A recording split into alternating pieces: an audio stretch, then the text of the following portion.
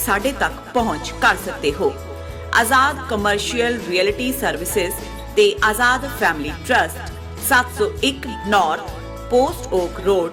Sweet number 204 Houston Texas. तुसी सानू साडे फोन नंबर 7136861277 ते भी संपर्क कर सकते हो। आजाद कमर्शियल रियलिटी सर्विसेज।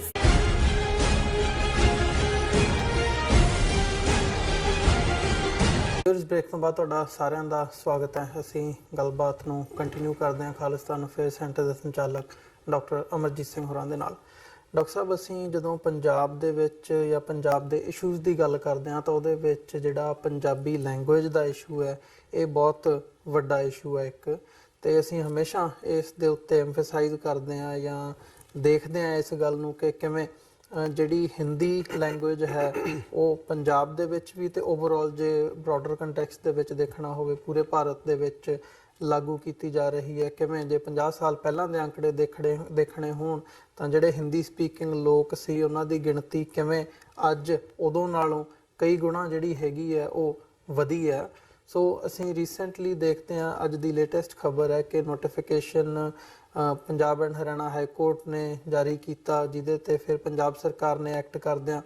ਜਿਹੜੀ ਭਾਸ਼ਾ ਹੈਗੀ ਆ ਇਹਦੇ ਤੇ ਕਿ ਕੋਰਟਸ ਦੇ ਵਿੱਚ ਜਿਹੜੇ ਐਫੀਡੇਵਿਟਸ ਦਸਤਾਵੇਜ਼ ਜਿਹੜਾ ਸਾਰਾ ਸਰਕਾਰੀ ਕੰਮ ਹੁੰਦਾ ਉਹ ਇੰਗਲਿਸ਼ ਦੇ ਵਿੱਚ ਹੋਵੇ, ਪੰਜਾਬੀ ਦੇ ਵਿੱਚ ਨਾ ਹੋਵੇ। ਇਹਦੇ ਤੇ ਵਿਰੋਧ ਵੀ ਹੋਇਆ। ਤੇ ਕਿਵੇਂ ਦੇਖਦੇ ਹੋ ਇਸ ਜਿਹੜਾ ਇਹ ਕਾਰਵਾਈ ਹੈ ਜਾਂ ਜਿਹੜਾ ਇਹ ਨੋਟੀਫਿਕੇਸ਼ਨ ਪਹਿਲਾਂ ਹਾਈ ਕੋਰਟ ਵੱਲੋਂ ਤੇ ਫਿਰ ਪੰਜਾਬ ਸਰਕਾਰ ਵੱਲੋਂ ਇਹਦੇ ਤੇ ਐਕਟ ਕਰਕੇ ਪੰਜਾਬੀ ਨੂੰ ਖੂੰਜੇ ਲਾਉਣ ਦੀ ਜਿਹੜੀ ਲਾਈਨ ਹੈ ਉਹ ਦੇਖਣ ਨੂੰ ਮਿਲੀ ਹੈ? ਦੇਖੋ, ਇਸ ਟੌਪਿਕ ਦਾ ਦਾਇਰਾ ਬਹੁਤ ਵਸੀ ਹੈ, ਬਹੁਤ ਵਾਈਡ ਹੈ, ਕਿਉਂਕਿ ਜੇ ਪੰਜਾਬ ਦੀ ਪ੍ਰੋਬਲਮ ਨੂੰ ਪੋਸਟ 47 ਦੌਰ ਤੋਂ ਦੇਖਣਾ ਹੋਏ ਔਰ ਖਾਸ ਤੌਰ ਤੇ ਜਦੋਂ ਪੰਜਾਬ ਦੇ ਸਾਡੇ ਹਿੰਦੂ ਭੈਣਾਂ ਭਰਾਵਾਂ ਦੇ ਰੋਲ ਦੀ ਗੱਲ ਹੁੰਦੀ ਹੈ ਤੇ ਮੇਰਾ ਹਮੇਸ਼ਾ ਇਹ ਕਹਿਣਾ ਹੁੰਦਾ ਹੈ ਵੀ ਹਕੂਮਤ ਤਾਂ ਸਿੱਖਾਂ ਨੂੰ ਕ੍ਰਿਮੀਨਲ ਟ੍ਰਾਈਬ ਐਲਾਨ ਕੇ ਨਹਿਰੂ ਨੇ 10 ਅਕਤੂਬਰ 1947 ਨੂੰ ਹੀ ਦੱਸ ਦਿੱਤਾ ਸੀ ਵੀ ਹਕੂਮਤ ਦੀਆਂ ਕੀ ਨੀਤੀਆਂ ਹੋਣਗੀਆਂ। ਪਰ ਜੇ ਪੰਜਾਬ ਦੇ ਵਿੱਚ ਵਸਦੇ ਸਾਡੇ ਹਿੰਦੂ ਭੈਣ ਭਰਾ ਇਹ ਸੋਚਦੇ ਕਿ ਸਾਡੀ ਰੋਟੀ ਰੋਜ਼ੀ ਵੀ ਇੱਥੇ ਹੈ, ਇਸ ਧਰਤੀ ਦੇ ਅਸੀਂ ਪੁੱਤਰ ਪੁੱਤਰੀ ਹਾਂ, ਔਰ ਜਦੋਂ ਅਸੀਂ ਮਾਦਰੀ ਜ਼ਬਾਨ ਕਹਿੰਦੇ ਹਾਂ ਜਾਂ ਮਾਂ ਬੋਲੀ ਕਹਿੰਦੇ ਹਾਂ ਤੇ ਇਹ ਉਹ ਜ਼ਬਾਨ ਹੈ ਜਿਹੜਾ ਬੱਚਾ ਅੱਖਾਂ ਖੋਲ੍ਹਦਿਆਂ ਆਪਣੇ ਮਾਪਿਓ ਦੀ ਗੋਦ ਦੇ ਵਿੱਚ ਸਿੱਖਦਾ, ਖੁਸ਼ੀ ਦੇ ਵੇਲੇ ਵੀ ਉਸੇ ਬੋਲੀ 'ਚ ਇਜ਼ਹਾਰ ਕਰਦਾ ਤੇ ਜਦੋਂ ਉਹਨੂੰ ਪੀੜ ਦਰਦ ਹੁੰਦਾ ਤੇ ਉਹਦੇ ਅੰਦਰੋਂ ਜਿਹੜੀ ਜ਼ਬਾਨ ਨਿਕਲਦੀ ਹੈ ਉਹ ਮਾਂ ਬੋਲੀ ਹੈ, ਉਹ ਮਦਰ ਟੰਗ ਹੈ। ਸੋ ਜ਼ਾਹਰ ਹੈ ਕਿ ਪੰਜਾਬ ਦੀ ਇਹ ਮਾਂ ਬੋਲੀ ਪੰਜਾਬੀ ਜਿਹੜੀ ਕਿ ਇੰਡਸ ਵੈਲੀ ਸਿਵਲਾਈਜੇਸ਼ਨ ਦੇ ਜ਼ਮਾਨੇ ਤੋਂ ਉਸ ਧਰਤੀ ਦੇ ਵਿੱਚ ਬੇਸ਼ੱਕ ਉਹਨੂੰ ਕਦੇ ਵੀ ਸਟੇਟ ਪੈਟਰਨੇਜ ਨਹੀਂ ਮਿਲੀ, ਕਦੇ ਰਾਜ ਭਾਸ਼ਾ ਨਹੀਂ ਬਣੀ, ਲੇਕਿਨ ਲੋਕਾਂ ਦੀ ਜ਼ਬਾਨ ਜਿਹਦੇ 'ਚ ਅਸੀਂ ਪੰਜਾਬ ਦੇ ਹੁਨਾਲ ਸਿਆਲ ਹਮਲਾਵਰ ਆਣੇ ਜਾਣੇ ਉਹਨਾਂ ਸਾਰਿਆਂ ਦਾ ਵੀ ਐਕਸਪ੍ਰੈਸ਼ਨ ਘੜੇ। ਔਰ 47 ਤੋਂ ਬਾਅਦ ਪਹਿਲੀ ਮਰਦਮਸ਼ੁਮਾਰੀ 1951 ਦੇ ਵਿੱਚ ਹੁੰਦੀ ਹੈ ਔਰ ਇਹ ਉਹ ਪੀਰੀਅਡ ਹੈ ਕਿ 40% ਸਿੱਖ ਟੋਟਲ ਆਬਾਦੀ ਦਾ ਬ੍ਰਿਟਿਸ਼ ਪੰਜਾਬ ਦੀ ਉਹ ਪਨਾਹਗੀਰ ਬਣ ਕੇ ਰਿਫਿਊਜੀ ਬਣ ਕੇ ਕੈਂਪਾਂ 'ਚ ਬੈਠੇ ਨੇ। ਸਿਵਲ ਵਾਰ ਦੇ ਜਿਹੜੇ ਉਹ ਜ਼ਖਮ ਨੇ ਉਹ ਇੰਨੇ ਅਜੇ ਅੱਲੇ ਨੇ ਕਿ 4 ਸਾਲ ਬਾਅਦ ਹੀ ਜਿਹੜਾ ਇਹ ਮਰਦਮਸ਼ੁਮਾਰੀ ਹੁੰਦੀ ਹੈ ਜੀ। ਉਸ ਦੌਰ 'ਚ ਪੰਜਾਬ ਦੇ ਵਿੱਚ ਜਲੰਧਰ, ਕਿਉਂਕਿ ਲਾਹੌਰ 'ਚ ਪਹਿਲਾਂ 47 ਤੋਂ ਪਹਿਲਾਂ ਬੇਸ ਸੀ ਮੀਡੀਆ ਦਾ ਔਰ ਉੱਥੋਂ ਚੁੱਕ ਕੇ ਅਖਬਾਰਾਂ ਇਹ ਪੰਜਾਬ ਦੇ ਆਰੀਆ ਸਮਾਜੀ ਹਿੰਦੂ ਲਾਲੇ ਇਹ ਜਲੰਧਰ ਲੈ ਆਏ। ਪੰਜਾਬ ਕੇਸਰੀ, ਮਲਾਪ, ਵੀਰ ਪ੍ਰਤਾਪ, ਸਾਰਾ ਹਿੰਦ ਸਮਾਚਾਰ ਉਰਦੂ 'ਚ ਸੀ। ਇਹਨਾਂ ਨੇ ਇੱਕ ਕੈਂਪੇਨ ਕੀਤਾ ਪੂਰਾ ਕਿ ਭਾਈ ਪੰਜਾਬ ਦੇ ਹਿੰਦੂ ਜਿਹੜੇ ਨੇ ਉਹ ਆਪਣੀ ਮਾਂ ਬੋਲੀ ਹਿੰਦੀ ਲਿਖਾਣ। ਸੋ ਜਿਹੜੀ ਪੰਜਾਬ ਸਮੱਸਿਆ ਦੀ ਸ਼ੁਰੂਆਤ ਹੈ ਔਰ ਜਿਸ ਫਿਰ ਫਿਰਕੂ ਲਾਈਨ ਦੇ ਉੱਤੇ 1966 ਦੀ ਡਿਵੀਜ਼ਨ ਹੋਈ, ਸੋ ਜ਼ਾਹਰ ਹੈ ਕਿ ਉਸ ਦੇ ਬੀਜ 1951 ਦੀ ਮਰਦਮਸ਼ੁਮਾਰੀ 'ਚ ਇਹਨਾਂ ਨੇ ਬੀਜੇ। 10 ਸਾਲ ਬਾਅਦ ਮਰਦਮਸ਼ੁਮਾਰੀ ਹੁੰਦੀ ਹੈ 1961 ਦੇ ਵਿੱਚ। ਫਿਰ ਹੋਰ ਵੀ ਜ਼ੋਰ ਦੇ ਨਾਲ ਉਹਨਾਂ ਨੇ ਫਿਰਕੂਪਨੇ ਦਾ ਮੁਜ਼ਾਹਰਾ ਕੀਤਾ। ਨਤੀਜੇ ਦੇ ਤੌਰ ਤੇ ਜਦੋਂ ਅੱਜ ਅਸੀਂ 1966 ਦੀ ਵੰਡ ਦੇਖਦੇ ਹਾਂ ਜਿਹਦੇ 'ਚ ਕਿ ਪੰਜਾਬ ਨਾਲੋਂ ਵੱਡਾ ਹਰਿਆਣਾ ਤੇ ਹਿਮਾਚਲ ਬਣਾ ਦਿੱਤੇ ਗਏ ਜੀ, ਉਹਦਾ ਆਧਾਰ ਸ਼ਾਹ ਕਮਿਸ਼ਨ ਨੇ ਜਦੋਂ ਇਲਾਕੇ ਵੰਡਣੇ ਸੀ 1961 ਦੀ ਮਰਦਮਸ਼ੁਮਾਰੀ ਨੂੰ ਬਣਾਇਆ ਜਿਹੜੀ ਕਿ ਮਜ਼ਹਬੀ ਨਾਂ ਦੇ ਉੱਤੇ ਸੀ। ਹਿੰਦੂਆਂ ਨੇ ਆਪਣੀ ਬੋਲੀ ਹਿੰਦੀ ਲਿਖਾਈ ਸੀ, ਸਿੱਖਾਂ ਨੇ ਪੰਜਾਬੀ ਲਿਖਾਈ ਸੀ, ਕਿਉਂਕਿ ਹੈ ਹੀ ਪੰਜਾਬੀ। ਔਰ ਆਇਰਨੀ ਇਹ ਸੀ ਕਿ ਉਹ ਪੰਜਾਬੀ ਬੋਲ ਕੇ ਆਪਣੀ ਜ਼ਬਾਨ ਉਹਨੂੰ ਹਿੰਦੀ ਲਿਖਵਾ ਰਹੇ ਸੀ। ਔਰ ਇਸ ਨੇ ਉਹ ਜਿਹੜੀਆਂ ਨੇ ਜੜ੍ਹਾਂ ਜਿਹੜੀ ਅੱਜ ਇਸ ਹੱਦ ਤੱਕ ਗੱਲ ਗਈ ਉਸ ਦੀਆਂ ਲਾਈਆਂ। ਅਕਾਲੀ ਦਲ ਬੇਸ਼ੱਕ ਅੱਜ ਬਾਦਲ ਔਰ ਉਸ ਦੇ ਟੱਬਰ ਨੇ ਉਹਨੂੰ ਕੀ ਬਣਾ ਦਿੱਤਾ ਹੈ, ਜਾਂ 47 ਦੌਰ 'ਚ ਮਾਸਟਰ ਤਾਰਾ ਸਿੰਘ, ਗਿਆਨੀ ਕਰਤਾਰ ਸਿੰਘ ਜਾਂ ਬਲਦੇਵ ਸਿੰਘ ਦਾ ਰੋਲ ਜਿਹੜਾ ਕਿ ਬਿਲਕੁਲ ਸਮੇਂ ਦੇ ਹਾਣ ਦਾ ਨਹੀਂ ਸੀ, ਪਰ ਇਹਦਾ ਕ੍ਰੈਡਿਟ ਅਕਾਲੀ ਦਲ ਨੂੰ ਜਾਂਦਾ ਹੈ ਕਿ 1950 'ਚ ਸਮਝਦੇ ਆ ਕਿ ਭਾਰਤ ਦੇ ਵਿੱਚ ਜਿਹੜਾ ਕਮਿਸ਼ਨ ਬਣ ਗਿਆ ਲਿੰਗੁਇਸਟਿਕ ਕਮਿਸ਼ਨ, ਜਿਸ ਦੇ ਕੋਲ ਅਥਾਰਟੀ ਹੈ, ਕਿਉਂਕਿ 1930 'ਚ ਕਾਂਗਰਸ ਨੇ ਰੈਜ਼ੋਲੂਸ਼ਨ ਪਾਸ ਕੀਤਾ ਸੀ ਕਿ ਜਦੋਂ ਆਜ਼ਾਦ ਭਾਰਤ ਦੇ ਵਿੱਚ ਅਸੀਂ ਭਾਸ਼ਾ ਦੇ ਉੱਤੇ, ਲੈਂਗੁਏਜ ਦੇ ਉੱਤੇ ਜਿਹੜੀ ਹੈ ਉਹ ਡਿਮਾਰਕੇਟ ਕਰਾਂਗੇ ਸਟੇਟਾਂ ਨੂੰ। ਸੋ ਹੁਣ ਉਸ ਕਮਿਸ਼ਨ ਦੇ ਸਾਹਮਣੇ ਜਦੋਂ ਕਲੇਮ ਜਾਂਦੇ ਨੇ ਔਰ ਬੰਬਈ ਸਟੇਟ ਦੋ 'ਚ ਤੋੜੀ ਜਾਂਦੀ ਹੈ, ਮਹਾਰਾਸ਼ਟਰ ਔਰ ਗੁਜਰਾਤ, ਇੱਕ ਮਰਾਠੀ ਸਪੀਕਿੰਗ ਇੱਕ ਗੁਜਰਾਤੀ ਸਪੀਕਿੰਗ। ਇਸੇ ਤਰ੍ਹਾਂ ਮਦਰਾਸ 'ਚੋਂ ਤਮਿਲਨਾਡੂ ਨਿਕਲਦਾ ਹੈ, ਮੈਸੂਰ ਸਟੇਟ 'ਚੋਂ ਕਰਨਾਟਕਾ, ਔਰ ਇਹ ਜਿਹੜੀਆਂ ਸਾਰੀਆਂ ਬੋਲੀਆਂ ਨੇ ਜਿਨ੍ਹਾਂ ਦੇ ਵਿੱਚ ਮਰਾਠੀ ਹੈ, ਗੁਜਰਾਤੀ ਹੈ, ਤਾਮਿਲ ਹੈ, ਤੇਲਗੂ ਹੈ, ਕੰਨੜ ਹੈ, ਮਲਿਆਲਮ ਹੈ, ਇਹਨਾਂ ਸਾਰਿਆਂ ਦੇ ਬੇਸ ਸੂਬੇ ਬਣ ਜਾਂਦੇ ਨੇ। ਜਦੋਂ ਉਹ ਕੇਸ ਪੰਜਾਬ ਦੇ ਲੋਕ ਪ੍ਰੈਜ਼ੈਂਟ ਕਰਦੇ ਨੇ, ਕਹਿੰਦੇ ਨੇ ਵੀ ਇਹ ਤਾਂ ਗਵਾਰੋਂ ਕੀ ਭਾਸ਼ਾ ਹੈ, ਔਰ ਉਸ ਨੂੰ ਇੰਨਾ ਲੰਬਾ ਵਕਤ ਮੋਰਚੇ ਲਾ ਕੇ ਸਿੱਖਾਂ ਨੇ, ਜਿਹਦੇ 'ਚ ਇੱਕ ਸਟੇਜ ਸੀ, ਅੱਜ ਤਾਂ ਅਸੀਂ 6 ਫਾਰ ਜਸਟਿਸ ਤੇ ਬੈਨ ਦੀ ਗੱਲ ਕਰਦੇ ਹਾਂ, ਪੰਜਾਬ ਦੇ ਵਿੱਚ ਕਾਂਗਰਸ ਦੀ ਹਕੂਮਤ ਪ੍ਰਤਾਪ ਸਿੰਘ ਕੈਰੋਂ ਦੇ ਥੱਲੇ ਪੰਜਾਬੀ ਸੂਬਾ ਜ਼ਿੰਦਾਬਾਦ ਕਹਿਣ ਦੇ ਉੱਤੇ ਪਾਬੰਦੀ ਸੀ, ਔਰ ਹਜ਼ਾਰਾਂ ਸਿੱਖਾਂ ਨੇ ਗ੍ਰਿਫਤਾਰੀ ਇਸ ਲਈ ਹੋਈ ਕਿ ਉਹ ਨਿਕਲਦੇ ਸੀ ਅਕਾਲ ਤਖਤ ਤੋਂ, ਪੰਜਾਬੀ ਸੂਬਾ ਜ਼ਿੰਦਾਬਾਦ ਕਹਿੰਦੇ ਸੀ, ਗ੍ਰਿਫਤਾਰ ਕਰ ਲਏ ਜਾਂਦੇ ਸੀ। ਸੋ ਲੰਬੇ ਸੰਘਰਸ਼ ਤੋਂ ਬਾਅਦ ਜਿਹੜਾ ਪੰਜਾਬੀ ਸੂਬਾ ਹੋਣ ਚਾਹੁੰਦਾ, ਉਹ ਅਸੀਂ ਅਕਸਰ ਗੱਲ ਕਰਦੇ ਵੀ ਉਸ ਸੂਬੇ ਦਾ ਕੀ ਹਾਲ ਬਣਾ ਦਿੱਤਾ। ਹੁਣ ਅੱਜ ਪੰਜਾਬ 'ਚ ਜਿਹਦੀ ਹਕੂਮਤ ਆ ਅਮਰਿੰਦਰ ਸਿੰਘ, ਜਿਸ ਨੂੰ ਬਿਲਕੁਲ ਰਾਈਟਲੀ ਉਹਨੇ ਸੁਖਪਾਲ ਖਹਿਰੇ ਨੇ ਬੀਜੇਪੀ ਦਾ ਸਪੋਕਸਮੈਨ ਕਿਹਾ, ਅਸੀਂ ਤਾਂ ਹਿੰਦੂ ਤੋਂ ਵੀ ਸ਼ੋ ਬਾਏ ਕਹਿੰਦੇ, ਆਲੇ ਦੀ ਔਲਾਦ। ਇਹਨੇ ਜੇ ਤੁਸੀਂ ਜਦੋਂ ਇਹ ਪਹਿਲੀ ਵਾਰ ਚੀਫ ਮਿਨਿਸਟਰ ਬਣਿਆ, 1 ਨਵੰਬਰ 1966 ਦਾ ਉਹ ਦਿਨ ਹੈ ਜਿਹਨੂੰ ਕਿ 66 ਤੋਂ ਬਾਅਦ ਪੰਜਾਬ ਦੇ ਵਿੱਚ ਐਜ਼ ਏ ਪੰਜਾਬੀ ਡੇ ਮਨਾਇਆ ਜਾਂਦਾ ਸੀ, ਕਿਉਂਕਿ ਇਸ ਦਿਨ ਹੀ ਜਿਹੜੀ ਹੈ ਉਹ ਪੰਜਾਬੀ ਸੂਬਾ ਹੋਣ ਚਾਹੁੰਦਾ। ਇਹਨੇ ਆਪਣੇ ਟਰਮ ਵੇਲੇ ਕਿਹਾ ਵੀ ਨਹੀਂ, ਮੈਂ ਤਾਂ ਕਦੇ ਫੇਵਰ 'ਚ ਹੀ ਨਹੀਂ ਸੀ, ਪੰਜਾਬੀ ਸੂਬਾ ਬਣਨਾ ਹੀ ਨਹੀਂ ਚਾਹੀਦਾ ਸੀ, ਔਰ ਇਹਨੇ ਕਦੇ ਉਸ ਦਿਨ ਨੂੰ ਨਹੀਂ। ਔਰ ਜਿਹੜਾ ਡਿਕਲਾਈਨ ਇਸ ਪੀਰੀਅਡ ਦੇ ਵਿੱਚ ਪੰਜਾਬੀ ਜ਼ਬਾਨ ਦਾ ਹੋਇਆ, ਜਿਹੜੀ ਜਿਸ ਨੋਟੀਫਿਕੇਸ਼ਨ ਦੀ ਤੁਸੀਂ ਗੱਲ ਕਰ ਰਹੇ ਹੋ, ਐਕਚੁਅਲੀ ਕਿਵੇਂ ਅੱਜ ਅਦਾਲਤਾਂ ਵੀ ਉਸ ਹਿੰਦੀ ਜਦੋਂ ਤੁਸੀਂ ਕਿਸੇ ਸੂਬੇ ਦੀ ਮਦਰ ਟੰਗ ਨੂੰ ਮਾਰਨ ਦੀ ਗੱਲ ਕਰਦੇ ਹੋ, ਜ਼ਾਹਰ ਹੈ ਪ੍ਰਮੋਟ ਕੀ ਹੋ ਰਿਹਾ, ਹਿੰਦੀ। ਜ਼ਾਹਰ ਹੈ ਪੰਜਾਬ ਦੇ ਵਿੱਚ ਅੱਜ ਤੁਸੀਂ ਦੇਖੋ ਵੀ ਆਲਰੇਡੀ ਉਹ ਪਬਲਿਕ ਸਕੂਲਾਂ ਦੇ ਵਿੱਚ, ਪ੍ਰਾਈਵੇਟ ਸਕੂਲਾਂ 'ਚ, ਇੰਸਟੀਟਿਊਸ਼ਨਸ 'ਚ ਹਿੰਦੀ, ਬੋਰਡਾਂ ਦੇ ਉੱਤੇ ਤਾਂ ਪੰਜਾਬ 'ਚ ਕਿਵੇਂ ਈਵਨ ਪੰਜਾਬੀ ਨੂੰ ਥੱਲੇ ਲਿਆ ਕੇ ਹਿੰਦੀ ਉੱਤੇ ਸੀ, ਔਰ ਪੰਜਾਬ ਦੇ ਨੌਜਵਾਨਾਂ ਨੇ ਇੱਕ ਮੂਵ ਸ਼ੁਰੂ ਕੀਤਾ ਕਿ ਵੀ ਇਹਨਾਂ ਦੇ ਫੇਰੋ ਕੁਚੀ,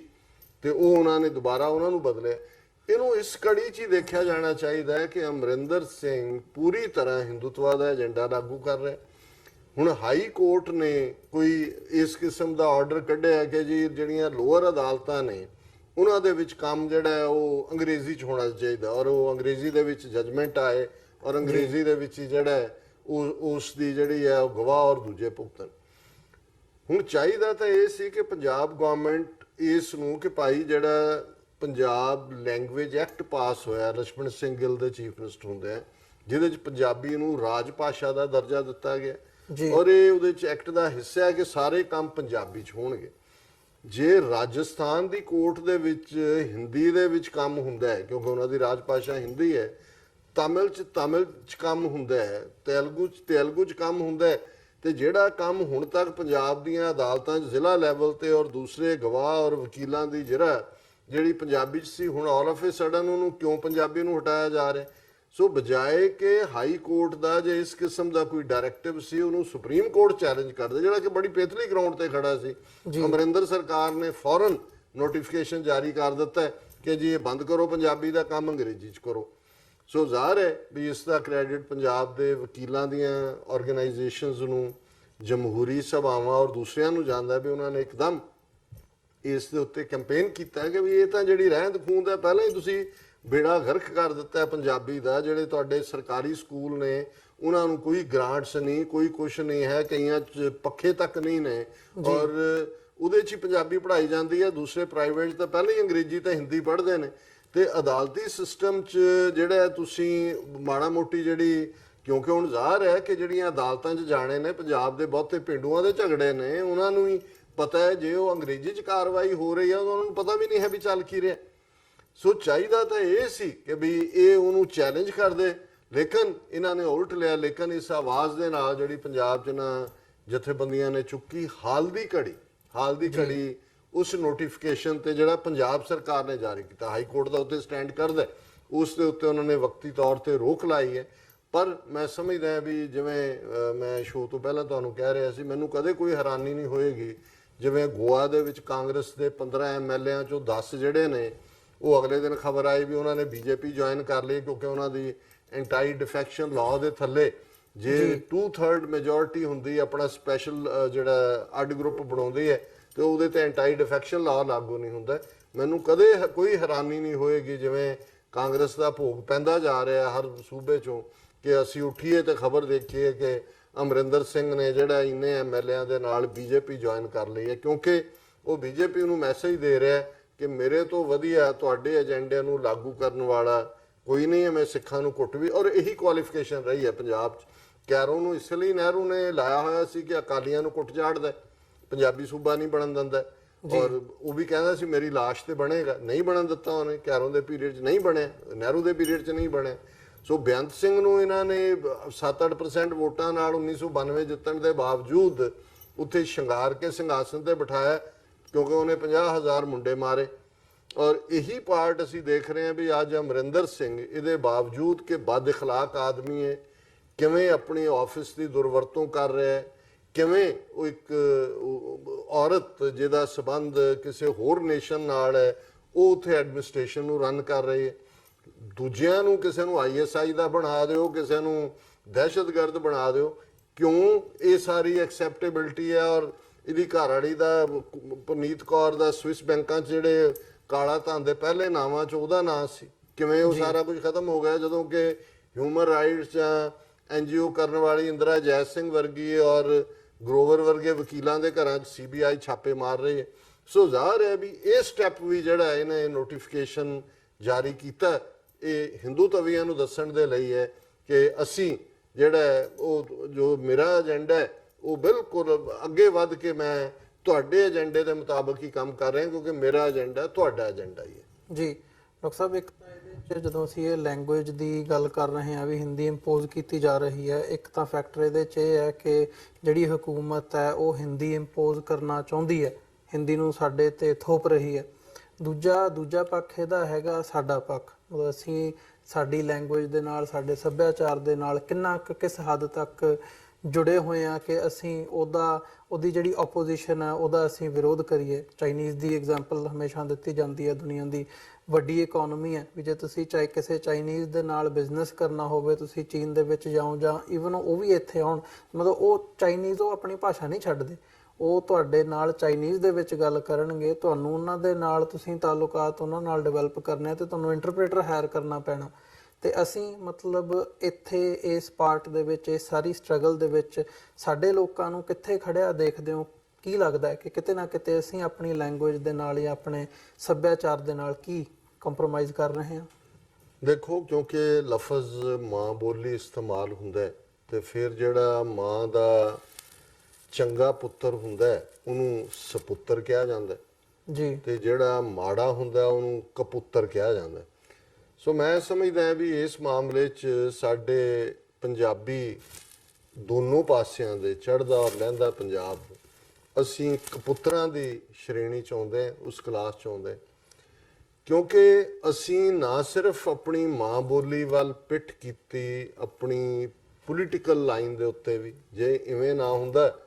ਤੇ ਅੱਜ ਲਹਿੰਦਾ ਪੰਜਾਬ ਜਿੱਥੇ ਵੱਡੀ ਗਿਣਤੀ 100 ਮਿਲੀਅਨ ਪੰਜਾਬੀ ਵਸਦੇ ਨੇ ਜੀ, ਉੱਥੇ ਉਰਦੂ ਪ੍ਰਧਾਨ ਨਾ ਹੁੰਦਾ। ਅਸੀਂ ਕਿਸੇ ਜ਼ਬਾਨ ਦੇ ਖਿਲਾਫ ਨਹੀਂ ਹੈ,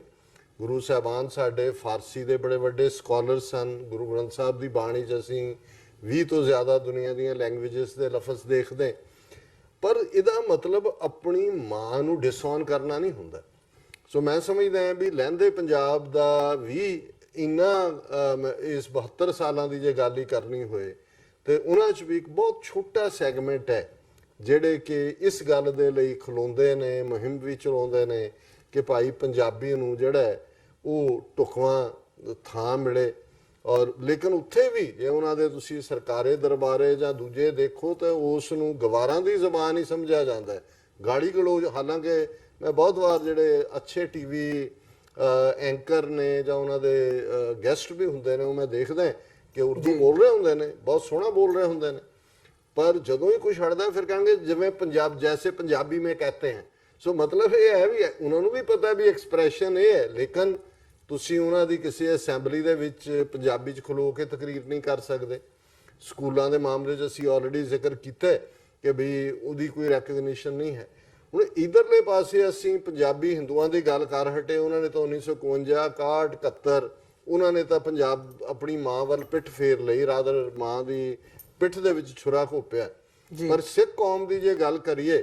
ਕਿ ਜ਼ਾਹਰ ਹੈ ਸਾਡੇ ਲਈ ਪੰਜਾਬੀ, ਕਿਉਂਕਿ ਗੁਰੂ ਗ੍ਰੰਥ ਸਾਹਿਬ ਗੁਰਮੁਖੀ 'ਚ ਹੈ, ਪੰਜਾਬੀ 'ਚ ਹੈ। ਅਸੀਂ ਤਾਂ ਜਿਵੇਂ ਇੱਕ ਨੇ ਕਿਹਾ ਕਿ ਪੰਜਾਬੀ ਬੋਲੀ ਨਹੀਂ ਮਰ ਸਕਦੀ ਕਦੇ, ਉਹਨੇ ਕਿਹਾ ਜੀ ਕਿਉਂ? ਕਹਿੰਦਾ ਜਦੋਂ ਤੱਕ ਇੱਕ ਵੀ ਸਿੱਖ ਜਿਉਂਦਾ ਹੈ ਇਸ ਦੁਨੀਆ ਦਾ ਉਹਨੇ ਗੁਰੂ ਗ੍ਰੰਥ ਸਾਹਿਬ ਪੜ੍ਹਨਾ ਹੈ ਤਾਂ ਉਹਨੇ ਪੰਜਾਬੀ ਬੋਲਣੀ ਹੈ, ਪੰਜਾਬੀ ਜਿਹੜੀ ਹੈ ਉਹ ਪੜ੍ਹਨੀ। ਪਰ ਅੱਜ ਸਾਡਾ ਵੱਡਾ ਹਿੱਸਾ ਵੀ ਕਿਉਂਕਿ ਅਸੀਂ ਆਪਣੀ ਉਸ ਜਿਹੜੀ ਇੱਕ ਵੈਸਟਰਨਾਈਜੇਸ਼ਨ ਦੀ ਦੌੜ ਹੈ, ਬੱਚੇ ਬੱਚੀਆਂ ਸਾਡੇ ਅੰਗਰੇਜ਼ੀ ਸਕੂਲਾਂ 'ਚ ਪੜ੍ਹਦੇ ਨੇ ਔਰ ਜਿਵੇਂ ਅੰਗਰੇਜ਼ਾਂ ਦੇ ਜ਼ਮਾਨੇ 'ਚ ਅੰਗਰੇਜ਼ੀ ਬੋਲਣਾ ਫਖਰ ਸੀ ਜੀ ਸਾਹਿਬ ਦੀ ਜ਼ਬਾਨ ਹੈ। ਅੱਜ ਤੁਸੀਂ ਦੇਖੋਗੇ ਅੱਗੇ ਤਾਂ ਇਹ ਟ੍ਰੈਂਡ ਮੈਂ ਪੰਜਾਬ ਤੋਂ ਬਾਹਰਲੇ ਸੂਬਿਆਂ ਦੇ ਵਿੱਚ ਦੇਖਦਾ ਸੀ, ਦਿੱਲੀ ਜਾਂ ਯੂਪੀ ਜਾਂ ਬਿਹਾਰ, ਉਹਦੇ ਸ਼ਾਇਦ ਉਹਨਾਂ ਦਾ ਬਹੁਤਾ ਕਸੂਰ ਵੀ ਨਹੀਂ ਸੀ ਕਿਉਂਕਿ ਸਕੂਲਾਂ ਦੇ ਵਿੱਚ ਪੜ੍ਹਾਈ ਹਿੰਦੀ ਜਾਂਦੀ ਸੀ ਔਰ ਉਹੀ ਉਹਨਾਂ ਦੀ ਜ਼ਬਾਨ ਸੀ। ਗੁਰਦੁਆਰਿਆਂ 'ਚ ਵੀ ਕਦੇ ਦਿੱਲੀ 'ਚ ਜਾਓ ਤੇ ਜਿੰਨੇ ਕਿ ਪੰਜਾਬੀ ਗੁਰਮੁਖੀ ਵਾਲੇ ਗੁਟਕੇ ਸੀ ਤੋਂ ਦੁੱਗਣਾ ਢੇਰ ਦੇਵਨਾਗਰੀ ਵਾਲਿਆਂ ਦਾ ਲੱਗਾ ਹੁੰਦਾ ਸੀ। ਪਰ ਹੁਣ ਇਹੀ ਟ੍ਰੈਂਡ ਪੰਜਾਬ 'ਚ ਵੀ ਨਜ਼ਰ ਆ ਰਿਹਾ ਔਰ ਕੱਲਾ ਇਹੀ ਨਹੀਂ ਕਿ ਵੀ ਬੋਲਣ ਦੇ ਵਿੱਚੋਂ ਗਾਇਬ ਹੈ, ਈਵਨ ਸਾਰੀਆਂ ਪਾਰਟੀਆਂ ਦੇ ਲੀਡਰ ਇੱਕ ਦੋ ਨੂੰ ਛੱਡ ਕੇ ਮੈਂ ਦੇਖਦਾ ਜਦੋਂ ਈਵਨ ਜਿਹੜੇ ਜਰਨਲਿਸਟ ਪੰਜਾਬੀ 'ਚ ਸਵਾਲ ਪੁੱਛ ਰਹੇ ਹੁੰਦੇ ਨੇ ਉਹ ਹਿੰਦੀ ਦੀਆਂ ਲੱਤਾਂ ਤੋੜ ਰਹੇ ਹੁੰਦੇ ਨੇ, ਹਿੰਦੀ 'ਚ ਬੋਲ ਰਹੇ ਹੁੰਦੇ ਨੇ ਅੱਗੋਂ। ਇਹ ਗੁਲਾਮੀ ਹੈ। ਸੋ ਜ਼ਾਹਰ ਹੈ ਵੀ ਇਹਦੇ 'ਚ ਸਾਨੂੰ ਇਸ ਗੱਲ ਦਾ ਧਿਆਨ ਰੱਖਣ ਦੀ ਲੋੜ ਹੈ ਕਿ ਅਲਟੀਮੇਟਲੀ ਤੁਹਾਡੀ ਮਾਂ ਹੁੰਦੀ ਹੈ, ਤੁਹਾਡੀ ਮਾਂ ਬੋਲੀ ਤੁਹਾਡੀ ਮਾਂ ਬੋਲੀ ਹੈ ਤੇ ਜੇ ਤੁਸੀਂ ਆਪਣੀ ਮਾਂ ਬੋਲੀ ਨੂੰ ਮਤਰੇਈ ਵਾਂਗ ਡੀਲ ਕਰਦੇ ਹੋ ਕਪੁੱਤਰ ਬਣੋਗੇ। ਔਰ ਇਹ ਗੱਲ ਬੜੀ ਜ਼ਾਹਰਾ ਤੌਰ ਦੇ ਉੱਤੇ ਜਿਸ ਜ਼ਬਾਨ ਦੇ ਵਿੱਚ ਬਾਬਾ ਫਰੀਦ ਉਹਨਾਂ ਨੇ ਮਾਖਿਓ ਮਿੱਠੀ ਇਸ ਪੰਜਾਬੀ ਦੇ ਵਿੱਚ ਆਪਣਾ ਕਲਾਮ ਜਿਹੜਾ ਗੁਰੂ ਗ੍ਰੰਥ ਸਾਹਿਬ ਦਾ ਹਿੱਸਾ ਰਚਿਆ, ਜਿਨ੍ਹਾਂ ਨੂੰ ਅਸੀਂ 800 ਸਾਲ ਪਹਿਲਾਂ ਦੇ ਪੰਜਾਬੀ ਦੇ ਸਭ ਤੋਂ ਪੁਰਾਣੇ ਜਿਹੜੇ ਨੇ ਉਹਨਾਂ ਦੇ ਵਿੱਚ ਜਿਹੜੇ ਰਚਨਾਕਾਰ ਨੇ ਉਹਨਾਂ 'ਚ ਗਿਣਦੇ ਆ, ਜਿਹਦੇ 'ਚ ਗੁਰੂ ਸਾਹਿਬਾਨ ਨੇ ਆਪਣੀ ਬਾਣੀ ਰਚੀ। ਫਿਰ ਸ਼ਾਹ ਹੁਸੈਨ ਹੋਏ, ਬਾਬਾ ਬੁੱਲੇ ਸ਼ਾਹ ਹੋਏ ਔਰ ਵਾਰਿਸ ਸ਼ਾਹ ਹੋਏ, ਧਨੀ ਰਾਮ ਚਾਤਰਿਕ, ਫਿਰੋਜ਼ਦੀਨ ਸ਼ਰਫ, ਅੱਜ ਦੇ ਦੌਰ 'ਚ ਸ਼ਿਵ ਬਟਾਲਵੀ। ਤੁਸੀਂ ਜਦੋਂ ਉਹਦੀ ਪੰਜਾਬੀ ਪੋਇਟਰੀ ਦੇਖਦੇ ਹੋ ਤੇ ਵਾਹ ਕਿਹੜੇ ਕਿਹੜੇ ਲਫ਼ਜ਼ ਜਿਹੜੇ ਕਿ ਅੱਜ ਬਹੁਤ ਸਾਰੇ ਅਲੋਪ ਹੋ ਗਏ ਕਿਉਂਕਿ ਜ਼ਬਾਨ ਵੀ ਜੇ ਇਸਤੇਮਾਲ ਨਾ ਹੋਏ ਤਾਂ ਉਹ ਵੀ ਰਿਡੰਡੈਂਟ ਹੋ ਜਾਂਦੀ ਹੈ, ਲਫ਼ਜ਼ ਵੀ ਰਿਡੰਡੈਂਟ ਹੋ ਜਾਂਦੇ ਨੇ ਜਾਂ ਉਹਦੇ ਲਈ ਇਹ ਹੈ ਕਿ ਉਹ ਅਲੋਪ ਹੋ ਜਾਂਦੇ ਨੇ, ਗਾਇਬ ਹੋ ਜਾਂਦੇ ਨੇ। ਸੋ ਜ਼ਾਹਰ ਹੈ ਕਿ ਵੀ ਇੱਕ ਸਾਡਾ ਬਹੁਤ ਵੱਡਾ ਮੈਂ ਸਮਝਦਾ ਗੁਨਾਹ ਹੈ ਪੰਜਾਬੀ ਉਸ ਧਰਤੀ ਦੇ ਜਾਈਆਂ ਦਾ ਕਿ ਅਸੀਂ ਆਪਣੀ ਮਾਂ ਤੋਂ ਆਪਣੀ ਮਾਂ ਬੋਲੀ ਤੋਂ ਕਿਨਾਰਾ ਕਰ ਰਹੇ ਹਾਂ। ਕਿਨਾਰਾ ਕਰ ਲਿਆ ਬਹੁਤਿਆਂ ਨੇ ਤੇ ਫਿਰ ਜੇ ਤੁਸੀਂ ਆਪਣੇ ਘਰ ਚੋਂ ਜਿੱਥੋਂ ਤੁਹਾਡੀ ਜ਼ਿੰਦਗੀ ਸ਼ੁਰੂ ਹੁੰਦੀ ਹੈ ਉਸ ਪ੍ਰਤੀ ਨਾ ਸ਼ੁਕਰੇ ਹੋ ਤੇ ਫਿਰ ਤੁਸੀਂ ਬਾਕੀ ਕਿੰਨਾ ਕੁ ਤੁਹਾਡੀ ਯੂਜ਼ਫੁਲਨੈਸ ਹੋਏਗੀ ਜ਼ਿੰਦਗੀ ਦੇ ਬਾਕੀ ਸ਼ੋਬਿਆਂ ਦੇ ਵਿੱਚ। ਜੀ ਬਿਲਕੁਲ। ਸੋ ਮੈਂ ਸਾਡੇ ਜਿਹੜੇ ਦਰਸ਼ਕ ਹੈਗੇ ਆ ਸਾਡੇ ਲਈ ਇਹ ਇੱਕ ਬੜਾ ਵੱਡਾ ਸਵਾਲ ਹੈ ਕਿ ਅਸੀਂ ਕਿੱਧਰ ਨੂੰ ਜਾ ਰਹੇ ਹਾਂ ਤੇ ਸਾਨੂੰ ਆਉਣ ਵਾਲੇ ਸਮੇਂ ਦੇ ਵਿੱਚ ਜਾਂ ਆਪਣੀ ਜਿਵੇਂ ਡਾਕਟਰ ਸਾਹਿਬ ਨੇ ਮਾਂ ਬੋਲੀ ਮਾਂ ਦਾ ਜ਼ਿਕਰ ਕੀਤਾ ਉਸ ਪ੍ਰਤੀ ਵਫਾ ਕਰਨ ਦੀ ਲੋੜ ਨੂੰ ਸਾਨੂੰ ਆਪਣੇ ਆਪ ਦੇ ਵਿੱਚ ਇੰਡੀਵਿਜੂਅਲੀ ਵੀ ਤੇ ਓਵਰਆਲ ਵੀ ਇਹ ਲੋੜ ਮਹਿਸੂਸ ਕਰਨ ਦੀ ਜਿਹੜੀ ਹੈ ਬਹੁਤ ਵੱਡੀ ਲੋੜ ਹੈ। ਡਾਕਟਰ ਸਾਹਿਬ ਜਿਵੇਂ ਤੁਸੀਂ ਗੱਲ ਕੀਤੀ ਹੈ ਕਿ ਇੱਕ ਛੋਟਾ ਸੈਗਮੈਂਟ ਹਜੇ ਵੀ ਹੈ ਜਿਹੜਾ ਇਸ ਪਾਰਟ ਨੂੰ ਸੰਜੀਦਗੀ ਦੇ ਨਾਲ ਦੇਖਦਾ, ਇਹਦੇ ਤੇ ਕੰਮ ਕਰਨ ਲਈ ਇੱਛੁਕ ਵੀ ਹੁੰਦਾ। ਪਿਛਲੇ ਸਮੇਂ ਦੇ ਵਿੱਚ ਜਦੋਂ ਬੋਰਡਾਂ ਦਾ ਤੁਸੀਂ ਜ਼ਿਕਰ ਕੀਤਾ ਹੈ ਜਾਂ ਸੜਕਾਂ ਦੇ ਆਲੇ ਦੁਆਲੇ ਹਿੰਦੀ ਨੂੰ ਪਹਿਲ ਦਿੱਤੀ ਗਈ, ਪੰਜਾਬੀ ਨੂੰ ਥੱਲੇ ਰੱਖਿਆ ਗਿਆ, ਉਹਦੇ ਤੇ ਕੂਚੀ ਫੇਰਨ ਦੀ ਲਾਈਨ, ਵਿਰੋਧ ਦੀ ਲਾਈਨ, ਪ੍ਰੋਟੈਸਟ ਦੀ ਲਾਈਨ, ਜਿਹੜੇ ਪੰਜਾਬ ਦੀ ਸੜਕਾਂ ਦੇ ਉੱਤੇ ਜਿਹੜੇ ਮਾਰਚ ਨੇ ਉਹ ਵੀ ਨਿਕਲੇ ਨੇ। ਪਰ ਮਤਲਬ ਇਸ ਸੈਗਮੈਂਟ ਦੀ ਜੇ ਨੀਤੀ ਦੀ ਗੱਲ ਕਰਨੀ ਹੋਵੇ ਤੇ ਕਿਵੇਂ ਦੇਖਦੇ ਹੋ? ਮਤਲਬ ਉਹ ਤਾਂ ਜਿਹੜੀ ਹਕੂਮਤ ਹੈ ਉਹਨਾਂ ਵੱਲੋਂ ਲਾਜ਼ ਨੇ ਜਿਹੜੇ ਉਹ ਅਮੈਂਡ ਕੀਤੇ ਜਾਂਦੇ ਨੇ, ਹਿੰਦੀ ਨੂੰ ਇੰਪੋਜ਼ ਕਰਨ ਦੇ ਲਈ ਕਿਵੇਂ ਜਿਹੜੇ ਕਾਨੂੰਨੀ ਹਥਕੰਡੇ ਨੇ ਉਹ ਵਰਤੇ ਜਾਂਦੇ ਨੇ, ਮਤਲਬ ਉਹ ਸੋਚ ਕੇ ਪਲਾਨ ਕਰਕੇ ਸਮਝ ਕੇ ਇੱਕ ਨੀਤੀ ਦੇ ਤਹਿਤ ਕੰਮ ਕਰਦੇ ਆ। ਤੇ ਸਾਡੀ ਜਿਹੜੀ ਅਪਰੋਚ ਹੁੰਦੀ ਹੈ ਉਹ ਅਸੀਂ ਉਹਦੇ ਤੇ ਰਿਐਕਟ ਕਰਦੇ ਹਾਂ, ਵਿਰੋਧ ਕੀਤਾ, ਪ੍ਰੋਟੈਸਟ ਕੀਤਾ, ਸੜਕਾਂ ਤੇ ਮਾਰਚ ਕੱਢੇ, ਜਿਹੜੀ ਚੀਜ਼ ਸਾਨੂੰ ਸਾਡੇ ਸਾਹਮਣੇ ਆ ਗਈ, ਦਿਖ ਗਈ, ਉਹਦੇ ਤੇ ਹੋਇਆ, ਉਹਨਾਂ ਨੇ ਉਹ ਵਾਪਸ ਲੈ ਲਿਆ। ਪਰ ਇਹੀ ਚੀਜ਼ਾਂ ਉਹ ਮਹਾਨ ਕੋਸ਼ ਦੀ ਐਗਜ਼ਾਮਪਲ ਸਾਡੇ ਸਾਹਮਣੇ ਹੈ, ਪਟਿਆਲਾ ਯੂਨੀਵਰਸਿਟੀ ਹੋਵੇ ਜਾਂ ਪਟਿਆਲੇ ਦੇ ਵਿੱਚ ਪੰਜਾਬੀ ਯੂਨੀਵਰਸਿਟੀ, ਚੰਡੀਗੜ੍ਹ ਦੇ ਵਿੱਚ ਪੰਜਾਬ ਯੂਨੀਵਰਸਿਟੀ ਦੇ ਵਿੱਚ ਕਈ ਜਿਹੜੇ ਇੱਦਾਂ ਦੇ